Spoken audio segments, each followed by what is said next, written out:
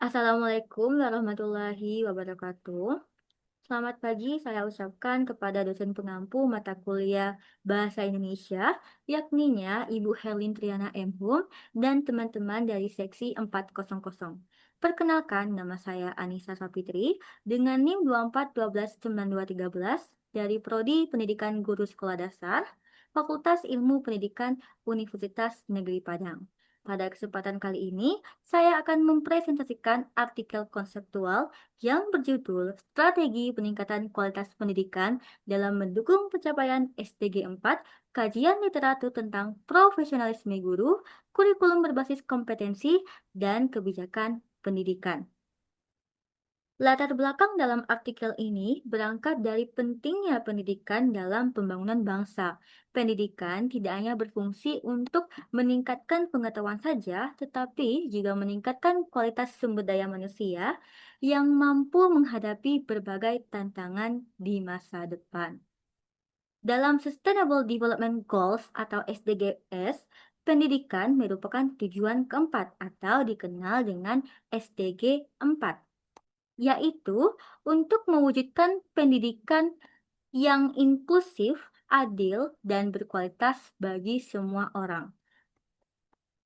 Namun dalam pelaksanaannya masih terdapat berbagai permasalahan seperti kesenjangan akses pendidikan, kualitas guru yang belum merata, keterbatasan fasilitas dan teknologi, serta rendahnya literasi digital.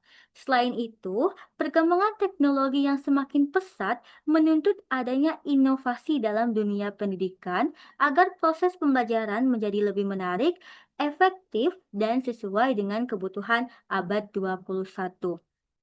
Berdasarkan berbagai permasalahan tersebut, maka pertanyaan mendasar dari artikel ini adalah bagaimana strategi peningkatan kualitas pendidikan dalam mendukung pencapaian SDG 4 melalui profesionalisme guru, kurikulum berbasis kompetensi, dan kebijakan pendidikan yang inklusif serta berkelanjutan. Adapun tujuan penulisan dari artikel ini adalah yang pertama, menganalisis strategi peningkatan kualitas pendidikan dalam mendukung SDG 4.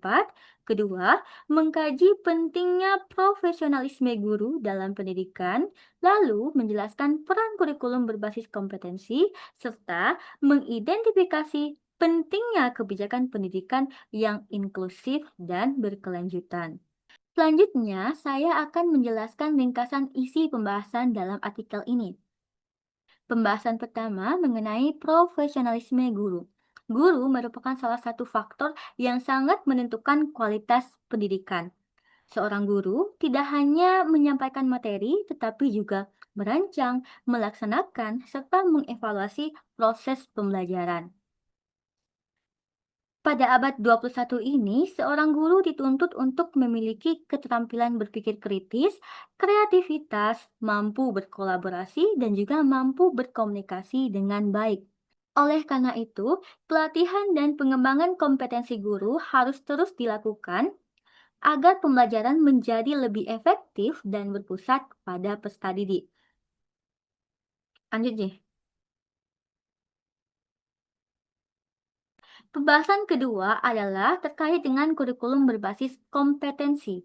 Kurikulum itu tidak hanya berfokus pada penguasaan materi, tetapi juga pada kemampuan peserta didik dalam menerapkan pengetahuan yang dimilikinya dalam kehidupan sehari-hari. Melalui kurikulum berbasis kompetensi, peserta didik diharapkan mampu mengembangkan kemampuan berpikir kritis, kreativitas, berkolaborasi, dan juga memiliki kemampuan komunikasi yang baik. Selain itu, pemanfaatan teknologi digital dalam pembelajaran juga menjadi bagian penting untuk menciptakan pembelajaran yang lebih interaktif dan juga sesuai dengan perkembangan zaman. Pembahasan ketiga adalah mengenai kebijakan pendidikan yang inklusif dan berkelanjutan.